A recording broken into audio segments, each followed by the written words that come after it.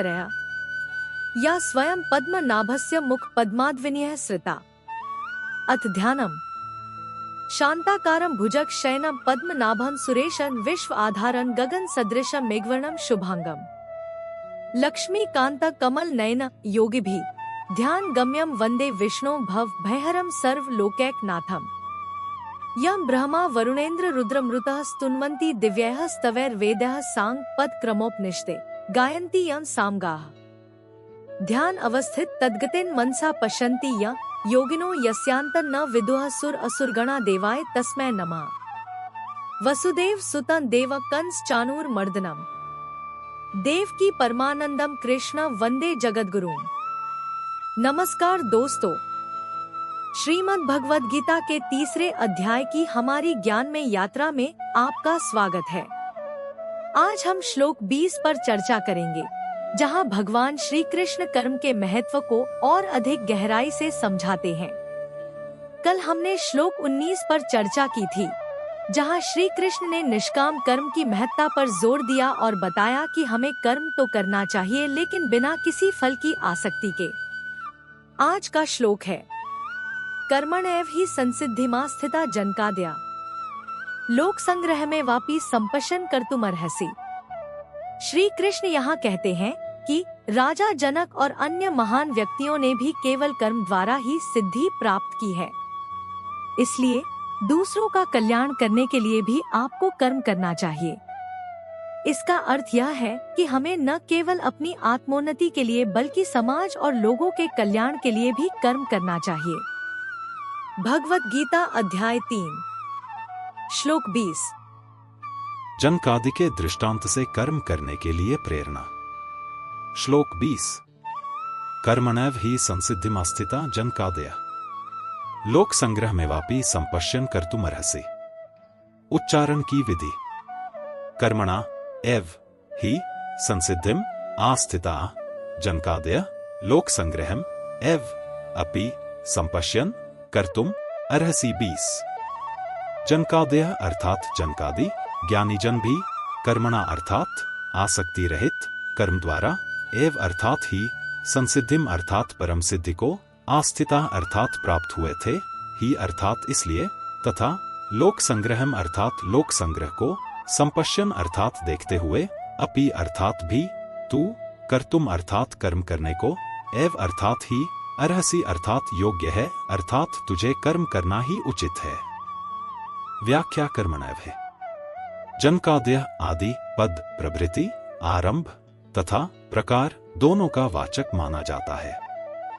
यदि यहाँ आए आदि पद को प्रभृति का वाचक माना जाए तो जनकादयः पद का अर्थ होगा जिनके आदि आरंभ में राजा जनक हैं, अर्थात राजा जनक तथा उनके बाद में होने वाले महापुरुष। परंतु यहाँ ऐसा अर्थ मानना ठीक नहीं प्रतीत होता, क्योंकि राजा जनक से पहले भी अनेक महापुरुष कर्मों के द्वारा परम सिद्धि को प्राप्त हो चुके थे, जैसे सूर्य, वैवस्वत मनु, राजा इक्ष्वाकु आदि। गीता चौथे अध्याय का पहला दूसरा श्लोक। इसलिए यहाँ आदि पद को प्रकार का वाचक मानना ही उचित है, जिसके अनुसार जनकादयः पद का अर्थ है राजा जनक जैसे गृहस्थाश्रम में रहकर निष्काम भाव से सब कर्म करते हुए परम सिद्धि को प्राप्त हुए महापुरुष, जो राजा जनक से पहले तथा बाद में आज तक हो चुके हैं। कर्मयोग बहुत पुरातन योग है, जिसके द्वारा राजा जनक जैसे अनेक महापुरुष परमात्मा को प्राप्त हो चुके हैं। अतः वर्तमान में तथा भविष्य में भी यदि कोई कर्मयोग के द्वारा परमात्मा को प्राप्त करना चाहे तो उसे चाहिए कि वह मिली हुई प्राकृत वस्तुओं, शरीर आदि को कभी अपनी और अपने लिए न माने, कारण कि वास्तव में वे अपनी और अपने लिए हैं ही नहीं, प्रत्युत संसार की और संसार के लिए ही हैं। इस वास्तविकता को मानकर संसार से मिली वस्तुओं को संसार की ही सेवा में लगा देने से सुगमता पूर्वक संसार से संबंध विच्छेद होकर परमात्म प्राप्ति हो जाती है। इसलिए कर्मयोग परमात्म प्राप्ति का सुगम, श्रेष्ठ और स्वतंत्र साधन है, इसमें कोई संदेह नहीं। यहाँ कर्मणा एव पदों का संबंध पूर्व श्लोक के असक्तो ह्याचरण कर्म पदों से अर्थात आसक्तिरहित होकर कर्म करने से है, क्योंकि आसक्तिरहित होकर कर्म करने से ही मनुष्य कर्म बंधन से मुक्त होता है, केवल कर्म करने से नहीं। केवल कर्म करने से तो प्राणी बंधता है। कर्मणा बध्यते जंतुआ महाशून्य शांति 0241। 7। गीता की यह शैली है कि भगवान पीछे के श्लोक में वर्णित विषय की मुख्य बात को, जो साधकों के लिए विशेष उपयोगी होती है, संक्षेप से आगे के श्लोक में पुनः कह देते हैं। जैसे पीछे के 19वें श्लोक में आसक्तिरहित होकर कर्म करने की आज्ञा देकर इस 20वें श्लोक में उसी बात को संक्षेप से कर्मणा एव पदों से कहते हैं। इसी प्रकार आगे 12वें अध्याय के 6ठे श्लोक में वर्णित विषय की मुख्य बात को 7वें श्लोक में संक्षेप से मया वेशिच्यत्साम मुझ में चित्त लगाने वाले भक्त पद से पुनः कहेंगे। यहाँ भगवान कर्मणा एव के स्थान पर योगेन एव भी कह सकते थे, परंतु अर्जुन का आग्रह कर्मों का स्वरूप से त्याग करने का होने तथा आसक्तिरहित होकर किए जाने वाले कर्म का ही प्रसंग चलने के कारण कर्मणा एव पदों का प्रयोग किया गया है। अतः यहाँ इन पदों का अभिप्राय पूर्व श्लोक के अनुसार आसक्तिरहित होकर किए गए कर्मयोग से ही है। वास्तव में चिन्मय परमात्मा की प्राप्ति जड़ कर्मों से नहीं होती। नित्य प्राप्त परमात्मा का अनुभव होने में जो बाधाएं हैं, वे आसक्तिरहित होकर कर्म करने से दूर हो जाती हैं। फिर सर्वत्र परिपूर्ण स्वतः सिद्ध परमात्मा का अनुभव हो जाता है। इस प्रकार परमात्म तत्व के अनुभव में आने वाली बाधाओं को दूर करने के कारण यहाँ कर्म के द्वारा परम सिद्ध परमात्म तत्व की प्राप्ति की बात कही गई है।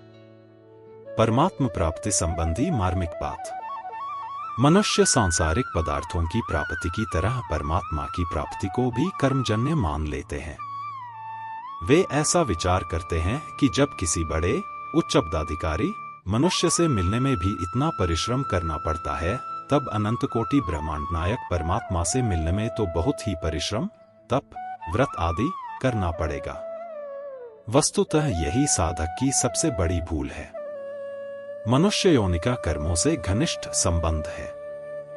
इसलिए मनुष्य योनि को कर्मसंगी अर्थात कर्मों में आसक्ति वाली कहा गया है। रजसी प्रलयं गत्वा कर्मसंगिषु जायते, गीता 14:15। यही कारण है कि कर्मों में मनुष्य की विशेष प्रवृत्ति रहती है और वह कर्मों के द्वारा ही अभीष्ट वस्तुओं को प्राप्त करना चाहता है। प्रारब्ध का साथ रहने पर वह कर्मों के द्वारा ही अभीष्ट सांसारिक वस्तुओं को प्राप्त भी कर लेता है, जिससे उसकी यह धारणा पुष्ट हो जाती है कि प्रत्येक वस्तु कर्म करने से ही मिलती है और मिल सकती है। परमात्मा के विषय में भी उसका यही भाव रहता है और वह चेतन परमात्मा को भी जड़ कर्मों के ही द्वारा प्राप्त करने की चेष्टा करता है। परंतु वास्तविकता यही है कि परमात्मा की प्राप्ति कर्मों के द्वारा नहीं होती। इस विषय को बहुत गंभीरता पूर्वक समझना चाहिए। कर्मों से नाशवान वस्तु संसार की प्राप्ति होती है, अविनाशी वस्तु परमात्मा की नहीं, क्योंकि संपूर्ण कर्म नाशवान शरीर, इंद्रिया, मन आदि के संबंध से ही होते हैं, जबकि परमात्मा की प्राप्ति नाशवान से सर्वथा संबंध विच्छेद होने पर होती है। प्रत्येक कर्म का आरंभ और अंत होता है, इसलिए कर्म के फलरूप प्राप्त होने वाली वस्तु भी उत्पन्न और नष्ट होने वाली होती है। कर्मों के द्वारा उसी वस्तु की प्राप्ति होती है जो देशकाल आदि की दृष्टि से दूर अप्राप्त हो। सांसारिक वस्तु एक देश काल आदि में रहने वाली, उत्पन्न और नष्ट होने वाली एवं प्रतिक्षण बदलने वाली है। अतः उसकी प्राप्ति कर्म साध्य है। परंतु परमात्मा सब देश, काल, वस्तु, व्यक्ति आदि में परिपूर्ण, नित्य प्राप्त एवं उत्पत्ति विनाश और परिवर्तन से सर्वथा रहित है। देश काल दिसी बिदिसिहु माही, कहू सो कहा जहां प्रभु नाही। मानस 1:185। 3। अतः उनकी प्राप्ति स्वतः सिद्ध है, कर्म साध्य नहीं। यही कारण है कि सांसारिक पदार्थों की प्राप्ति चिंतन से नहीं होती, जबकि परमात्मा की प्राप्ति में चिंतन मुख्य है। चिंतन से वही वस्तु प्राप्त हो सकती है जो समीप से समीप हो। वास्तव में देखा जाए तो परमात्मा की प्राप्ति चिंतन रूप क्रिया से भी नहीं होती। परमात्मा का चिंतन करने की सार्थकता दूसरे संसार के चिंतन का त्याग कराने में ही है। संसार का चिंतन सर्वथा छूटते ही नित्य प्राप्त परमात्मा का अनुभव हो जाता है। सर्वव्यापी परमात्मा की हमसे दूरी है ही नहीं और हो सकती भी नहीं। जिससे हम अपनी दूरी नहीं मानते, उस मैंपन से भी परमात्मा अत्यंत समीप है। मैंपन तो परिच्छिन्न एक देशीय है, पर परमात्मा परिच्छिन्न नहीं है। ऐसे अत्यंत समीपस्थ नित्य प्राप्त परमात्मा का अनुभव करने के लिए सांसारिक वस्तुओं की प्राप्ति के समान तर्क तथा युक्तियां लगाना अपने आप को धोखा देना ही है। सांसारिक वस्तु की प्राप्ति इच्छा मात्र से नहीं होती, परंतु परमात्मा की प्राप्ति उत्कट अभिलाषा मात्र से हो जाती है। इस उत्कट अभिलाषा के जागृत होने में सांसारिक भोग और संग्रह की इच्छा ही बाधक है, दूसरा कोई बाधक है ही नहीं। यदि परमात्मा प्राप्ति की उत्कट अभिलाषा अभी जागृत हो जाए, तो अभी ही परमात्मा का अनुभव हो जाए। मनुष्य जीवन का उद्देश्य कर्म करना और उसका फल भोगना नहीं है। सांसारिक भोग और संग्रह की इच्छा के त्याग पूर्वक परमात्मा प्राप्ति की उत्कट अभिलाषा तभी जागृत हो सकती है, जब साधक के जीवन भर का एक ही उद्देश्य परमात्मा प्राप्ति करना हो जाए। परमात्मा को प्राप्त करने के अतिरिक्त अन्य किसी भी कार्य का कोई महत्व न रहे। वास्तव में परमात्मा प्राप्ति के अतिरिक्त मनुष्य जीवन का अन्य कोई प्रयोजन है ही नहीं। जरूरत केवल इस प्रयोजन या उद्देश्य को पहचान कर इसे पूरा करने की ही है। यहाँ उद्देश्य और फलेच्छा दोनों में भेद समझ लेना आवश्यक है। नित्य परमात्म तत्व को प्राप्त करने का उद्देश्य होता है और अनित्य उत्पत्ति विनाशशील पदार्थों को प्राप्त करने की फलेच्छा होती है। उद्देश्य तो पूरा होता है, पर फलेच्छा मिटने वाली होती है। स्वरूप बोध और भगवत प्राप्ति ये दोनों उद्देश्य हैं, फल नहीं। उद्देश्य की प्राप्ति के लिए किया गया कर्म सकाम नहीं कहलाता। इसलिए निष्काम पुरुष कर्मयोगी के सभी कर्म उद्देश्य को लेकर होते हैं, फलेच्छा को लेकर नहीं। कर्मयोग में कर्मों जड़ता से संबंध विच्छेद का उद्देश्य रखकर शास्त्र विहित शुभ कर्म किए जाते हैं। सकाम पुरुष फल की इच्छा रखकर अपने लिए कर्म करता है और कर्मयोगी फल की इच्छा का त्याग करके दूसरों के लिए कर्म सेवा करता है। कर्म ही फल रूप से परिणत होता है, अतः फल का संबंध कर्म से होता है, उद्देश्य का संबंध कर्म से नहीं होता। निष्काम भाव पूर्वक केवल दूसरों के हित के लिए कर्म करने से परमात्मा दूर है, यह धारणा दूर हो जाती है। लोक संग्रह में वापी संपश्यन कर्तुमर्हसि। लोक शब्द के तीन अर्थ होते हैं। एक, मनुष्य लोक आदि लोक। दो, उन लोकों में रहने वाले प्राणी। और तीन, शास्त्र वेदों के अतिरिक्त सब शास्त्र। मनुष्य लोक की, उसमें रहने वाले प्राणियों की और शास्त्रों की मर्यादा के अनुसार समस्त आचरणों जीवनचर्या मात्र का होना लोक संग्रह है। लोक संग्रह का तात्पर्य है लोक मर्यादा सुरक्षित रखने के लिए लोगों को असत से विमुख करके सत के सम्मुख करने के लिए निस्वार्थ भाव पूर्वक कर्म करना। इसको गीता में यज्ञार्थ कर्म के नाम से भी कहा गया है। अपने आचरणों एवं वचनों से लोगों को असत से विमुख करके सत के सम्मुख कर देना बहुत बड़ी सेवा है, क्योंकि सत के सम्मुख होने से लोगों का सुधार एवं उद्धार हो जाता है। लोगों को दिखाने के लिए अपने कर्तव्य का पालन करना लोक संग्रह नहीं है। कोई देखे या न देखे, लोक मर्यादा के अनुसार अपने अपने वर्ण आश्रम संप्रदाय आदि के अनुसार कर्तव्य का पालन करने से लोक संग्रह स्वतः होता है। कोई भी कर्तव्य कर्म छोटा या बड़ा नहीं होता। छोटे से छोटा और बड़े से बड़ा कर्म कर्तव्य मात्र समझकर सेवा भाव से करने पर समान ही है। देश काल परिस्थिति अवसर वर्ण आश्रम संप्रदाय आदि के अनुसार जो कर्तव्य कर्म सामने आ जाए, वही कर्म बड़ा होता है। कर्म के स्वरूप और फल की दृष्टि से ही कर्म छोटा या बड़ा, घोर या सौम्य प्रतीत होता है। उदाहरणार्थ कर्म के स्वरूप की दृष्टि से झाड़ लगाना छोटा कर्म और व्याख्यान देना बड़ा कर्म प्रतीत होता है, एवं कर्म फल की दृष्टि से कम दान करने का कम पुण्य और अधिक दान करने का अधिक पुण्य प्रतीत होता है। फलेच्छा का त्याग करने पर सभी कर्म उद्देश्य की सिद्धि करने वाले हो जाते हैं। अतः जड़ता से संबंध विच्छेद करने में छोटे बड़े सभी कर्म समान हैं। किसी भी मनुष्य का जीवन दूसरों की सहायता के बिना नहीं चल सकता। शरीर माता पिता से मिलता है और विद्या, योग्यता, शिक्षा आदि गुरुजनों से मिलती है।